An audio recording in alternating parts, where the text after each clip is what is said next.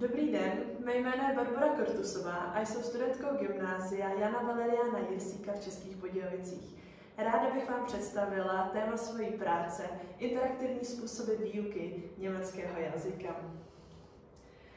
Důvodů k výběru tohoto tématu je hned několik. Především důležitost jazykového vzdělání celkově ve světě, a to nemyslím globálně angličtiny, ale především důležitost znalosti němčiny u nás na jihu Čech z důvodu geografické blízkosti k Rakousku a Německu, k celkovému udržování pozitivních pohraničních vztahů. A dále k tomu mám i svůj osobní důvod a osobní blízký vztah k Německu i německému jazyku, a to z důvodu, že jsem strávila jeden školní rok na německém gymnáziu. A dále vliv výuky na vztah k jazyku, to už bych přiřadila, a tak bych se přesunula k cílům práce, protože jsem přesvědčená, že i sebelíp připravená vyučovací hodina nebude padat na úrodnou půdu, pokud žák sám sobě nebude mít motivaci se jazyk učit, nebude mít žádný vztah k jazyku, který se učí. A právě proto jsem chtěla ověřit, jak mohou interaktivní způsoby výuky nebo jak může interaktivně připravená výuka změnit právě pohled žáka na jazyk, jak ho může namotivovat se jazyk sám učit a věnovat se mu i ve volném čase. Tím bych chtěla přispět i k modernizaci jazykového vzdělání právě vytvořením dostupných materiálů pro učitele, konkrétně pro učitele na mé škole, aby měli právě zjednodušený proces aplikací těchto metod do výuky. Má práce má dvě části, teoretickou a praktickou. V teoretické se věnuji přehledu všech výukových metod, tradičních i interaktivních, dále pak analyzuji veškeré interaktivní metody, popisuji strukturu ideální vyučovací hodiny a na závěr srovnávám interaktivní metody, jejich výhody a nevýhody.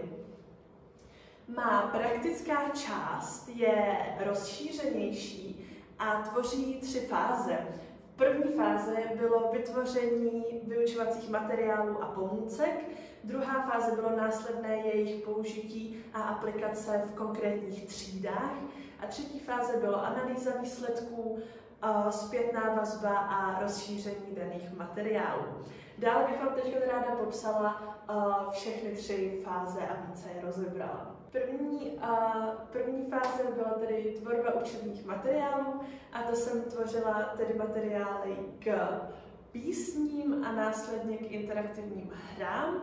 Materiály k písním vypadají následovně, obsahují pracovní listy pro žáky, ale zároveň i materiály pro učitele, konkrétní postup a návod, jak si hodinu připravit a jak ji následně vést, zároveň i podklady k písni, jako myšlenky písně, důležitá slovní spojení, kulturní kontext písně, slovní zásobu, témata k diskuzi, kterým se pak následně může učitel věnovat a tak dále.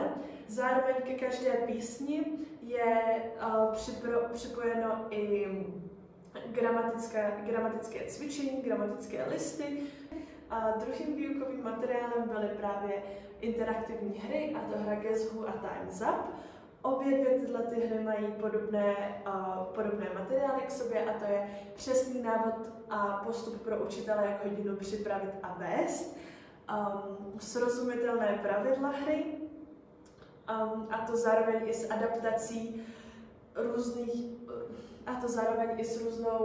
adaptací a variací těchto her, aby se hra dala napasovat na různé ročníky, různých úrovní, různých jazykových schopností, počtu žáků ve třídě a tak dále.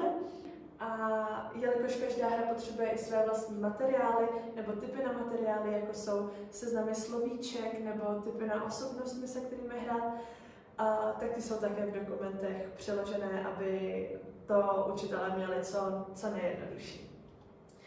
Druhá fáze bylo použití v praxi, a to vypadalo tak, že jsem veškeré své materiály prošla a připravila jsem si je na hodinu v konkrétních třídách, různých jazykových úrovní a různých věkových skupin i velikosti tříd. Všechny materiály jsem upravila právě pro daný věk a úroveň žáků, což nebylo vůbec těžké, taková manipulace s hrami je velice jednoduchá a cílem těchto hodin bylo, aby se všichni žáci zapojili, aby všichni měli prostor se vyjádřit a hlavně lidsky řečeno, aby je to bavilo a tím pádem, když je to bude bavit, tak jim stoupne i motivace více se jazyku věnovat, jejich oblíbenost němčiny a jejich nadšení pro jazyk.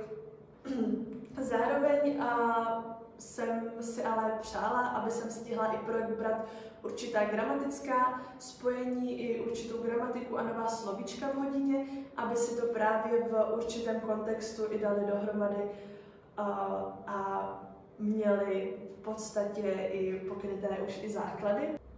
Třetí fáze se skládala ze zpětné vazby a z doplnění materiálu. Dostala jsem zpětnou vazbu od své učitelky a zároveň sama jsem si zanalyzovala a zhodnotila, co by bylo vhodné změnit, co by bylo vhodné doplnit. Napsala jsem doporučující tipy, jakou konkrétně gramatiku probírat nebo jaká slovíčka je vhodná zmínit, co jim třeba předem říct a na co si dát pozor. Zároveň jsem ale vytvořila i návrhy do dalších hodin, jak třeba opakovat s dětmi slovíčka, kterou gramatiku opět připomenout občas. Takže materiály vytvořené nejsou pouze na 1 hodinu, ale dají se protáhnout i do více hodin.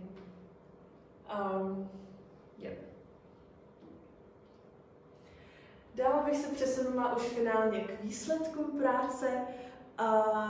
Troufám si tvrdit, že cíle práce všichni byly splněny.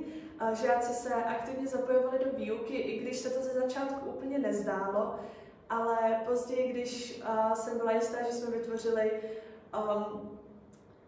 bezpečné prostředí pro žáky, kde žáci věděli, že se mohou bez stresu vyjadřovat, kde se nehrálo na chyby, kde spíš šlo o hru, než o tu němčinu, tak najednou ztratili veškeré zábrany a němčina jim šla sama. Všichni žáci dostali svůj vlastní prostor, všichni měli možnost se vyjádřit v rámci her, jakmile mysleli na hru a ne na to, že se učí, tak došlo i k určitému stmelení kolektivu.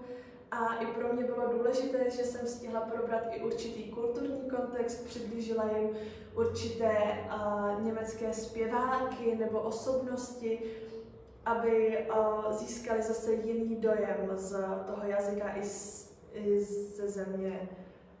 z té země.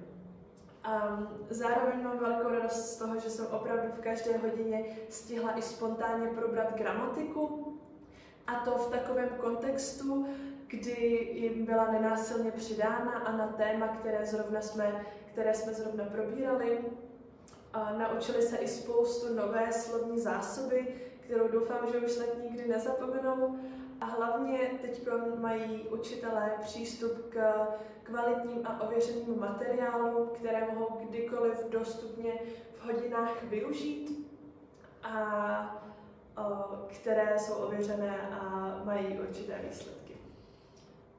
To by bylo ode mě vše, já vám moc děkuji za pozornost.